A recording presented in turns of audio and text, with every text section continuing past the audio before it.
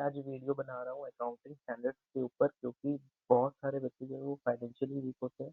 तो वो एक वीडियो से थोड़ा हेल्प लेके अकाउंटिंग स्टैंडर्ड्स कम से कम तैयार कर सकते हैं, तो वो हेल्प करेगा। ये पेपर वन में आता है, अकाउंटिंग ग्रुप वन। तो आप इसे शेयर ज़रूर करिएगा। तो लेट्स स्टार्ट। तो पहला जो हमारा टॉपिक है वो है accounting standard one, which is disclosure of accounting policies. Accounting standard one हमें बताता है डिस्क्लोज करना है हमें सारी की सारी अकाउंटिंग पॉलिसीज। तो पहला वर्ड आ रहा है ये अकाउंटिंग पॉलिसीज। अकाउंटिंग पॉलिसीज क्या है और उसको डिस्क्लोज भी हमें करना पड़ेगा। डिस्क्लोज मतलब कहाँ पे करना पड़ेगा?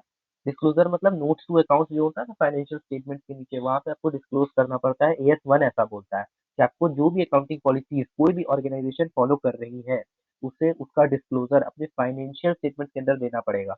ऐसा ये कौन कह रहा है? As one. एएस वन का जो कॉरेस्पॉन्डिंग इंड एएस है, यानी कि एएस एक्चुअल में एएस जो होते हैं वो हमारे इंडिया में फॉलो किए जाते हैं, और इंटरनेशनली जो है ग्लोबल कंट्रीज के अंदर आपका आईएफआरएस वो फॉलो होता है। तो अब आईएफआरएस अलग है, एएस अलग है, लेकिन हमारे बहुत सारे अकाउंटेंट्स को प्रॉब्लम हो रही है कि वो आईएफआरएस वाले अकाउंटिंग स्टैंडर्ड्स जो ग्लोबली रिकॉग्नाइज्ड होते हैं, जो ग्लोबली चलते हैं, जैसे कि अलग अलग कंट्रीज के अंदर चलते हैं, अब वो वहाँ के जो एएस, वहाँ के आईएफआरएस से जो एएस बन रहे हैं और यहाँ के जो एएस है वो दोनों अलग अलग है। तो प्रॉब्लम होती है अकाउंटेंट्स को पढ़ने में। इसीलिए आईएफआरएस को धीरे धीरे कन्वर्ज किया जा रहा है और उसके लिए एक नई चीज बनाई जा रही है जिसको बोलते हैं इंड एएस। इंड एएस एक नया कॉन्सेप्ट है, अभी आप डिटेल में नहीं जा रहे हैं हम। वैसे इंड एएस आपके सिलेबस का पार्ट नहीं है, बस ये नॉलेज के लिए ही है कि एएस वन का जो इंड एएस आपको एक्चुअल में सीए फाइनल में पढ़ाया जाएगा। एएस वन का कॉरेस्पॉन्डिंग बस इंड एएस आप याद रख सकते हो कि it is presentation of financial statement.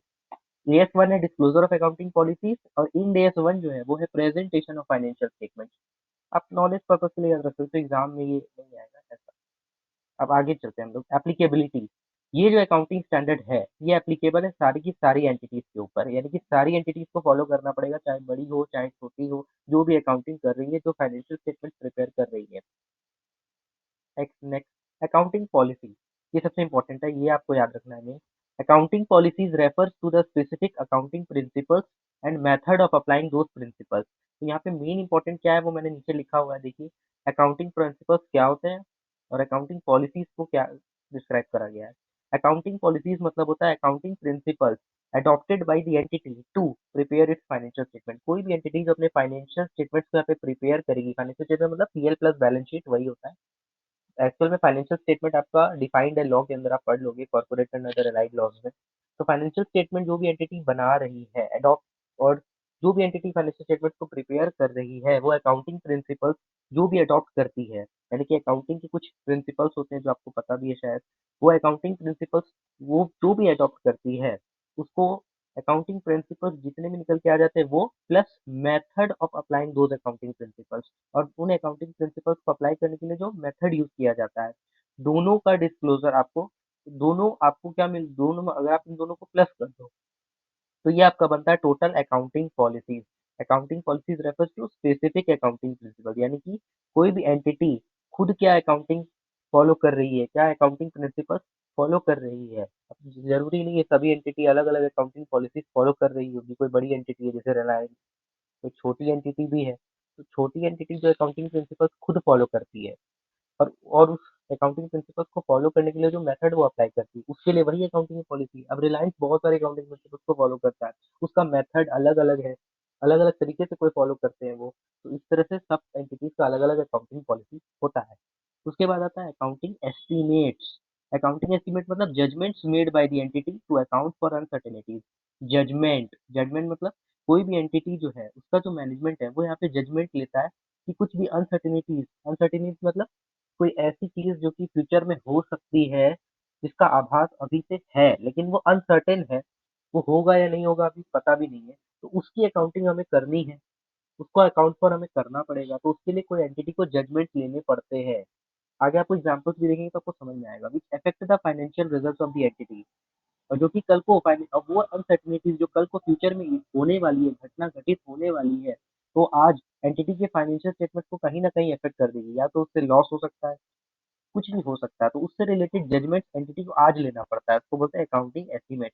Exam में आपको ऐसे नहीं पूछेगा अकाउंटिंग पॉलिसी बताओ, अकाउंटिंग एस्टीमेट्स बताओ, ऐसा कुछ एग्जाम में आएगा भी नहीं। अकाउंटिंग पॉलिसी से आपको क्वेश्चन क्या होता है कि कोई भी एक ट्रांजेक्शन दिया रहेगा, मान लीजिए एक्स वाई ट्रांजेक्शन दिया रहेगा, और आपसे पूछेगा बताइए ये क्या है? क्या ये अकाउंटिंग एस्टीमेट पॉलिसी है या फिर ये अकाउंटिंग एस्टीमेट है? आपको यही बताना होगा और कुछ नहीं है। तो यहाँ पे क्या हुआ, अकाउंटिंग पॉलिसी और अकाउंटिंग एस्टीमेट। एक बार वापस से रीड करिए, ऊपर से रीड करिए। Specific accounting principles, important point, specific accounting principles, specific word, entity specific, कौन एंटिटी क्या फॉलो कर रही है, सभी लोग जो फॉलो कर रहे हैं वो नहीं, जो एंटिटी फॉलो कर रही है। और मेथड, और क्या मेथड आप अपना रहे हैं उन प्रिंसिपल्स को अडॉप्ट, जो कि अडॉप्ट करा जाता है किसी भी इंटरप्राइज के द्वारा in the preparation and the presentation of financial statement. Financial statement बनाने और उसको प्रेजेंट करने के दौरान कोई भी एंटिटी कौन कौन से अकाउंटिंग प्रिंसिपल्स को फॉलो करती है और उसके क्या मेथड वो फॉलो करती है, इसको हम लोग बोलते हैं उस एंटिटी का अकाउंटिंग पॉलिसीज। क्लियर है? और अकाउंटिंग एस्टिमेट्स मतलब जजमेंट जो कोई भी एंटिटी लेती है अनसर्टेनिटीज को अकाउंट फॉर करने के लिए। अकाउंट फॉर मतलब कुछ अनसर्टेनिटीज जो फ्यूचर में हो सकती है, उसकी अकाउंट उसको अकाउंट फॉर करने के लिए, उसकी रिकॉर्डिंग के लिए हर एंटिटी अलग अलग जजमेंट लेती है और उसी को बोला जाता है अकाउंटिंग एस्टिमेट्स। तो आगे चलते हैं अभी हम लोग। अब देखिए एरिया, ये अच्छा क्वेश्चन है। एरिया जहाँ पे different different accounting policies can be adopted, यानी कौन से एरिया है जहाँ पे अलग अलग अकाउंटिंग पॉलिसी अडॉप्ट किए जा सकते हैं। अभी अकाउंटिंग पॉलिसी हमने बताया ना, अकाउंटिंग पॉलिसी मतलब क्या है, एंटिटी वाइज होता है ये, एंटिटी, एंटिटी, एंटिटी मतलब आप समझ रहे हैं, जैसे कि रिलायंस हो गया, टाटा हो गया, इस तरह से तो एंटिटी वाइज होगा। तो रिलायंस यानी कि आर वो अलग है, टाटा यानी कि वो अलग है, तो दोनों एंटिटी अलग अलग है। तो ये दोनों क्या अलग अलग अकाउंटिंग पॉलिसी अडॉप्ट कर सकती है? आंसर इज यस, कर सकती है। देखिए सबसे तो कौन कौन से एरिया है जहाँ पे इन दोनों का अकाउंटिंग पॉलिसी रिलायंस का टाटा का अलग अलग हो जाएगा? तो कौन कौन से एरियाज है? पहला है वैल्यूएशन ऑफ इन्वेंट्री। जब इन्वेंट्री का वैल्यूएशन होता है, वैल्यूएशन मतलब जब उसका कैलकुलेशन होता है, काउंटिंग करी जाती है इन्वेंट्री कि हमारे पास स्टॉक कितना है। तो यहाँ पे रिलायंस का तरीका हो सकता है अलग हो, शायद रिलायंस फीफो फॉलो करता है और टाटा वेटेड एवरेज फॉलो करता है, हो सकता है। तो यहाँ पे ये फीफो भी है, वेटेड एवरेज भी है, तो रिलायंस को यहाँ पे सिलेक्ट करना पड़ता है। टाटा है तो उसको भी फीफो है, वेटेड एवरेज है, दोनों में से कोई एक सिलेक्ट करना पड़ेगा। तो यहाँ पे क्या होता है कि ऑप्शंस आपको दिए जाते हैं, तो यहाँ पे एंटिटी वाइज चेक किया जाता है कि रिलायंस ने फीफो और वेटेड एवरेज को दोनों को फॉलो किया, दोनों को तो नहीं कर पाएगा, एक शुरू करेगा ऑफकोर्स। और टाटा जो है उसने फीफो फॉलो किया। क्या यहाँ पे लीफो है? एग्जाम में देखिए लीफो, यहाँ पे LIFO, लीफो मतलब समझते हैं आप लास्ट इन फर्स्ट आउट, ये यहाँ पे नहीं है। सिर्फ दो ही ऑप्शन है, फीफो और वेटेड एवरेज। तो आपसे एग्जाम में पूछा जा सकता है क्या? हाँ पूछा जा सकता है, बताइए कौन कौन से एरियाज है, दो एग्जाम्पल कम से कम दीजिए जहाँ पे अकाउंटिंग पॉलिसीज अडॉप्ट करे जा सकते हैं, एंटिटी स्पेसिफिक बताया जाएगा आपको। और इसकी कौन, और ये वैल्यूएशन ऑफ इन्वेंट्री आप पढ़ेंगे AS2 के अंदर, ये अभी हम लोग AS1 पढ़ रहे हैं, देखिए यहाँ पे disclosure of accounting policies, AS2 अभी आप आगे पढ़िएगा।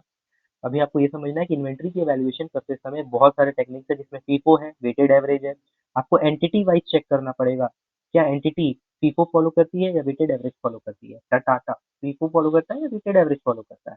यहाँ पे अलग अलग स्कोप है दोनों के लिए, इसको बोलते हैं अकाउंटिंग पॉलिसी। आगे देखिए वैल्यूएशन ऑफ इन्वेस्टमेंट, इन्वेस्टमेंट का वैल्यूएशन किस तरीके से किया जाता है, ये आपको बताता है AS13। वैल्यूएशन ऑफ इन्वेस्टमेंट मतलब, अब रिलायंस का अपना इन्वेस्टमेंट है, टाटा का अपना इन्वेस्टमेंट है, तो उसका वैल्यूएशन वो लोग दोनों करेंगे ना। अब ऐसे थोड़ी कि इन्वेस्टमेंट करके छोड़ दिया, उसकी वैल्यूएशन करी जाती है ताकि पता चल सके कि क्या हो रहा है भाई, मार्केट ट्रेंड के हिसाब से वो बढ़ रहा है घट रहा है। तो ये वैल्यूएशन करने की जो टेक्निक्स है वो अलग अलग होंगी, ये अलग मेथड फॉलो करेगा, ये अलग मेथड फॉलो करेगा। वही अभी हमने पढ़ा भी था, यहाँ पे देखिए method of applying those principles, इसको भी अकाउंटिंग पॉलिसी बोला जाता है कि आप कौन सा मेथड फॉलो कर रहे हैं। रिलायंस अपने इन्वेस्टमेंट का वैल्यूएशन अलग तरीके से कर रहा है, टाटा अपने इन्वेस्टमेंट का वैल्यूएशन अलग तरीके से कर रहा है। Third point, determination of carrying amount of property plant and equipment. Property plant and equipment को फिक्स्ड एसेट्स बोला जाता है, फिलहाल इसका नाम जो है अमेंड करके किया गया है PPE, property plant and equipment, इसको PPE बोलते हैं हम लोग फिलहाल। तो determination of carrying amount of PPE, यानी कि जो भी अभी आप फिलहाल फिक्स्ड एसेट्स ले चल सकते हैं कि फिक्स्ड एसेट जो है वो आपको पता है ये बैलेंस शीट के एसेट साइड में दिखाई देता है। तो अपने फिक्स्ड एसेट्स को बैलेंस शीट में क्या वैल्यू लिखी है आपने, जैसे यहाँ पे बैलेंस शीट है, ये देखिए ऐसे, यहाँ पे कोई एसेट्स आप बहुत सारे दिखाते हो, यहाँ पे उनकी आप वैल्यू लिखते हो कि यहाँ पे मेरे ये एसेट्स है। इस वैल्यू को लिखने के लिए रिलायंस अलग तरीका फॉलो करेगा, टाटा अलग तरीका फॉलो करेगा। इसको बोलते हैं कैरिंग अमाउंट। कैरिंग अमाउंट मतलब बैलेंस शीट में जो वैल्यू दिखाई देती है एसेट की, उसको बोलते हैं कैरिंग वैल्यू। जिस वैल्यू पे आप कैरी करते हो किसी भी एसेट को, थोड़ा सा मेरा फीवर है टाइप है, तो आप थोड़ा ध्यान रखिएगा उसका, अपने इसलिए आवाज़ मेरी थोड़ी सी गड़बड़ आ रही है। तो ये भी डिटरमाइन करना पड़ता है कि आपको कौन सी तरीका आप फॉलो कर रहे हैं प्रॉपर्टी प्लांट एंड इक्विपमेंट की कैरिंग वैल्यू निकालने के लिए। तो टाटा अलग फॉलो करेगा, रिलायंस अलग फॉलो करेगा प्रॉपर्टी प्लांट एंड इक्विपमेंट की कैरिंग वैल्यू निकालने के लिए, यानी अपने एसेट की वैल्यू दोनों अलग अलग तरीके से निकालने वाले हैं। और इसको बोलते हैं, और ये कौन कवर करता है, ये AS10 कवर करता है। AS10 में ये बात लिखी गई है कि जिसकी कैरिंग वैल्यू निकालना है प्रॉपर्टी प्लांट एंड इक्विपमेंट का, इसको डिटरमाइन करना है, तो दोनों एंटिटी अलग अलग तरीका फॉलो कर सकती है। तो यहाँ पे स्कोप है कि उसका अलग तरीका हो सकता है, इसका अलग तरीका हो सकता है, कौन कौन से तरीके हैं वो यहाँ पे नहीं लिखा हुआ है, वो आप पढ़ेंगे AS10 के अंदर। जैसे इन्वेंट्री के लिए अंदर तो लिखा हुआ है फीफो है, वेटेड एवरेज है, दो तरीका है। तो पीपी के लिए क्या है, वैसे बता दें, पीपी के लिए होता है कॉस्ट मॉडल और रीवैल्यूएशन मॉडल। दोनों तरीके अपने आप में बहुत अच्छे हैं। तो आप उसमें फिर हमें चूज करना पड़ता है। तो वही है, तो कौन सा मेथड कोई भी एंटिटी फॉलो करती है, और अभी पढ़े मेथड जिसको फॉलो किया जाता है उसको बोलते हैं अकाउंटिंग पॉलिसी। अगला है वैल्यूएशन ऑफ गुडविल। गुडविल का जो वैल्यूएशन होता है, गुडविल क्या होता है, इंटेंजिबल एसेट होता है। हिंदी में इसको इज्जत भी बोल सकते हैं आप। मेरी फर्म की रेप्यूटेशन कितनी है, उसका भी वैल्यूएशन करना पड़ता है, क्योंकि उसके लिए भी पैसे चार्ज किए जाते हैं। अब गुडविल दो तरह का होता है, inherent goodwill, self generated goodwill. तो वो भी वैल्यूएशन किया जाता है। वो वैल्यूएशन करने के लिए भी बहुत दो दो तरीके होते हैं। वैसे आपको इतना ही याद रखना है, आप इतना अंदर नहीं जाना है कि गुडविल में सेल्फ जनरेटेड भी है, इनहेरेंट भी है, उसका क्या तरीका है, कोई तरीका नहीं है। अभी फिलहाल आपके लिए इतना ही है कि गुडविल के वैल्यूएशन करने के लिए भी रिलायंस के पास अलग मेथड है, टाटा के पास अलग है, स्कोप है, दोनों अलग अलग ऑप्शन चूज कर सकते हैं। इसी को बोलते हैं अकाउंटिंग पॉलिसीज के लिए एरियाज, जहाँ पे आप ऑप्शन देखने को मिलेंगे। जैसे यहाँ पीपो है, वेटेड एवरेज है, कैरिंग वैल्यू के लिए कॉस्ट मॉडल है, रीवैल्यूएशन मॉडल है, गुडविल के लिए अलग है, इन्वेस्टमेंट की वैल्यूएशन के लिए अलग अलग मेथड्स है। अगला है treatment of foreign exchange fluctuation. Foreign exchange क्या मतलब होता है, यूएस डॉलर वगैरह वगैरह जो येन होते हैं, इनको फॉरेन एक्सचेंज कहा जाता है। तो फॉरेन एक्सचेंज में फ्लक्चुएशन तो होती ही रहती है। फ्लक्चुएशन मतलब आपको पता है कि $1 78 का, फिर $1 80 का हो गया। तो ये रेट फ्लक्चुएशन होता रहता है, जिसके कारण आपको गेन या लॉस होता है। ये आपको पता ही होगा कि फॉरेन एक्सचेंज फ्लक्चुएशन होता रहता है, गेन होगा उससे लॉस भी हो सकता है। तो उसका ट्रीटमेंट क्या होगा, अगर फॉरेन, क्योंकि इसके भी बहुत सारे तरीके हैं। एक तरीका होता है कि आप किसी अकाउंट के अंदर ट्रांसमिट कर दो जो लॉस आपको हुआ। एक तरीका होता है इस लॉस को धीरे धीरे राइट ऑफ करो पीएल में। तो यहाँ पे भी दो मेथड है फॉलो करने के लिए। यहाँ पे इतना ब्रीफ में क्यों बताया जा रहा है, क्योंकि आपको इसके लिए अलग से एएस पढ़ना ही है सीए इंटर में। इन सब चीज़ों के लिए कॉरेस्पॉन्डिंग देखिए एएस भी लिखा हुआ है, ये एएस 11 के अंदर कवर होता है। अब एएस 11 आप पढ़ोगे ही वहाँ पे जाके एएस 11 के अंदर, तो वापिस इतना डिटेल में आपको पढ़ने का भी जरूरत नहीं है। अभी आप सिर्फ इतना जान सकते हो कि कहाँ कहाँ दो अकाउंटिंग पॉलिसी अडॉप्ट करी जा सकती है। यहाँ पे दो दो मेथड आपको दिए जाएंगे, दो मेथड में से कोई भी एक मेथड कोई भी एंटिटी सिलेक्ट करेगी और उस हिसाब से फिर ट्रीटमेंट करेगी। तो वही चीज़ है, यहाँ पे आपको इतना डिटेल में नहीं घुसना है। एएस आप कॉरेस्पॉन्डिंग एएस जाओ, वहाँ देखो, आपको पता चल जाएगा। फिलहाल इतना समझो कि फॉरेन एक्सचेंज फ्लक्चुएशन गेन है लॉस है, वो आप ट्रीटमेंट आपको उसका करना पड़ेगा। अगला है, ये इंपॉर्टेंट है, देखिए मैंने लिखा लर्न बाय हार्ट, क्योंकि इसको याद करके जाना पड़ेगा। क्या है वो, या नीचे से पढ़ सकते हैं या ऊपर से पढ़ते हैं। देखिए देखिए यहाँ 3 स्टार भी लगा हुआ है। मैनर ऑफ डिस्क्लोजर, अभी हमने पढ़ा था ना कि जो भी अकाउंटिंग पॉलिसी आप फॉलो करते हैं, यानी जो भी अकाउंटिंग के प्रिंसिपल्स को फॉलो कर रही है, जहाँ पे हमने अलग अलग एरिया है, वैल्यूएशन ऑफ इन्वेस्टमेंट का अलग है, इन्वेंट्री का अलग है, प्लस जो मेथड वो फॉलो कर रही है, इन सब की बातें एंटिटी अपने आप में दबा के तो नहीं रख सकती कि बताएंगे ही नहीं हम क्या फॉलो कर रहे हैं। ये तो गलत बात है, पता कैसे चलेगा। इसीलिए इसका डिस्क्लोजर इंपॉर्टेंट है, डिस्क्लोज तो करना पड़ेगा। अब ये डिस्क्लोजर होगा कहाँ, कितना डिस्क्लोजर करना है, क्या सब बता दें या थोड़ा 2 लाइन लिख के छोड़ दें, ऐसा नहीं होता है। यहाँ पे आपको डिस्क्लोजर देना पड़ेगा, और डिस्क्लोजर का तरीका क्या है वो देखिए। मैनर ऑफ डिस्क्लोजर, और सिग्निफिकेंट अकाउंटिंग पॉलिसीज, होता है जितनी भी अकाउंटिंग पॉलिसीज सिग्निफिकेंट है, सिग्निफिकेंट मतलब सारी अकाउंटिंग पॉलिसीज मत बताओ, जो अकाउंटिंग पॉलिसीज सिग्निफिकेंट है यानी कि इंपॉर्टेंट है, जो कि फाइनेंशियल स्टेटमेंट्स के लिए इंपॉर्टेंट है, जो यूजर्स जो फाइनेंशियल स्टेटमेंट्स को पढ़ते हैं, जैसे कि क्रेडिटर है, टैक्स अथॉरिटीज है, उनके अंडरस्टैंडिंग के लिए बेहतर है। जैसे कोई भी आईपीओ आता है जोमेटो का, मान लीजिए जोमेटो का आईपीओ आया, तो उसमें आप फाइनेंशियल स्टेटमेंट्स को एक बार देखेंगे, तो आप उसके नोट्स टू अकाउंट्स में देखेंगे ना, वो कौन से अकाउंटिंग पॉलिसीज फॉलो कर रहा है, उसमें पैसा लगाना चाहिए नहीं लगाना चाहिए। तो कौन से, तो वही है, तो जोमेटो में भी वही चीज हुआ कि अकाउंटिंग पॉलिसीज कोई भी एंटिटी जो फॉलो कर रही है, सारा अकाउंटिंग पॉलिसीज मत बताइए। जो सिग्निफिकेंट है, जो कि फाइनेंशियल स्टेटमेंट को अफेक्ट करता है, जो कि यूजर के डिसीजन मेकिंग को चेंज कर सकता है, वो आपको बताना होगा। तो वही लिखा है, all significant accounting policies adopted in the preparation and presentation of financial statement should be disclose. कि कोई भी एंटिटी जो अकाउंटिंग पॉलिसीज फॉलो कर रही है और सिग्निफिकेंट अकाउंटिंग पॉलिसीज फॉलो कर रही है, जो इंपॉर्टेंट है, जो उसने अडॉप्ट कर रखा है, उसको जब तो वो सारे सारे अकाउंटिंग पॉलिसीज का डिस्क्लोजर फाइनेंशियल स्टेटमेंट्स के अंदर देना पड़ेगा। कहाँ पे देना पड़ेगा, तो देखो लिखा हुआ है disclosure of significant accounting policies should form a part of the financial statement. ये आपके फाइनेंशियल स्टेटमेंट का भी पार्ट बनेगा। जो भी डिस्क्लोज करा जाता है significant accounting policies should form a part of the financial statement. ये आपके फाइनेंशियल स्टेटमेंट का पार्ट होना चाहिए। ऐसा नहीं कि हम डिस्क्लोजर देंगे नहीं, इस साल छोड़ देते हैं अगले साल दे देंगे, ऐसा नहीं होता है। जब भी फाइनेंशियल स्टेटमेंट प्रिपेयर करिए प्लीज नोट्स टू अकाउंट्स के अंदर डिस्क्लोजर जरूर दीजिए। जैसे आपने पूरा का पूरा फाइनेंशियल स्टेटमेंट प्रिपेयर किया, पीएल बैलेंस शीट, उसकी नोट्स टू अकाउंट में आपको डिस्क्लोजर देना पड़ेगा कौन कौन सी सिग्निफिकेंट अकाउंटिंग पॉलिसीज एंटिटी ने फॉलो किया है फाइनेंशियल स्टेटमेंट को प्रिपेयर करते समय। अब सिग्निफिकेंट अकाउंटिंग पॉलिसीज कौन सी होगी? वही अकाउंटिंग पॉलिसीज जो कि यूजर के डिसीजन मेकिंग को चेंज कर सकती है कहीं ना कहीं, वो आपको डिस्क्लोज करना पड़ेगा। और significant accounting policy should normally B disclosed in one place. आपको एक ही जगह डिस्क्लोज करना है जो कि है नोट्स टू अकाउंट्स। ऐसा नहीं कि कुछ पीएल बैलेंस शीट बन गया, कुछ यहाँ डिस्क्लोज कर देते हैं, कुछ पीएल के ऊपर कर देते हैं, कुछ थोड़ा सा छोड़ दिया, 2 पेज छोड़ के फिर उसके बाद कर देते हैं, ऐसा नहीं होता है। पूरा का पूरा फाइनेंशियल स्टेटमेंट्स प्रिपेयर होने के बाद एक ही जगह नोट्स टू अकाउंट्स में डिस्क्लोजर दीजिए। समरी निकल के आया क्या कि जितना भी सिग्निफिकेंट अकाउंटिंग पॉलिसी है डिस्क्लोज करिए कहाँ पे? नोट्स टू अकाउंट्स के अंदर, क्योंकि नॉर्मली वन प्लेस यानी कि एक ही जगह है आपके पास। यहाँ पे कुछ छूट गया, देखिए मैं आपको बता देता हूँ यहाँ पे कि it is not a remedy to a wrong accounting treatment. यानी कि अगर आप गलत अकाउंटिंग ट्रीटमेंट कर रहे हैं, यानी कि आप मान लीजिए आप फीफो फॉलो कर रहे हैं, उसमें आप गलत गलत अकाउंटिंग कर रहे हैं, लेकिन आपने डिस्क्लोजर बहुत बढ़िया से दिया है कि हम ना फीफो फॉलो कर रहे हैं अपने नोट्स टू अकाउंट के अंदर, तो आप बोलेंगे हमारा फाइनेंशियल स्टेटमेंट बहुत बढ़िया है, हम फीफो फॉलो कर रहे हैं, हमने उसका डिस्क्लोजर भी दे रखा है। पर क्या ये सही है बताइए? आपने डिस्क्लोज तो किया, बहुत बढ़िया बात है, लेकिन फीफो फॉलो कर रहे हैं, गलत अकाउंटिंग कर रहे हैं आप। फीफो फॉलो करने में प्रॉब्लम नहीं है, अकाउंटिंग तो सही से आप कर नहीं रहे। तो अगर आप गलत अकाउंटिंग ट्रीटमेंट किसी चीज का कर रहे हैं और आप उसका डिस्क्लोजर दे रहे हैं, तो क्या वो सही है? नहीं। खाली डिस्क्लोजर देने से नहीं होता है, अकाउंटिंग भी सही हो और उसका प्रॉपर अगर डिस्क्लोजर होगा तो सही रहेगा।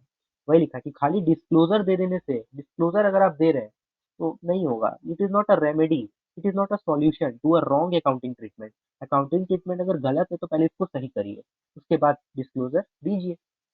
खाली डिस्क्लोजर देने से कुछ नहीं होगा। रॉन्ग अकाउंटिंग ट्रीटमेंट है तो करेक्ट अकाउंटिंग ट्रीटमेंट करनी, उसके बाद आप फिर आप क्या करिए? डिस्क्लोजर दीजिए।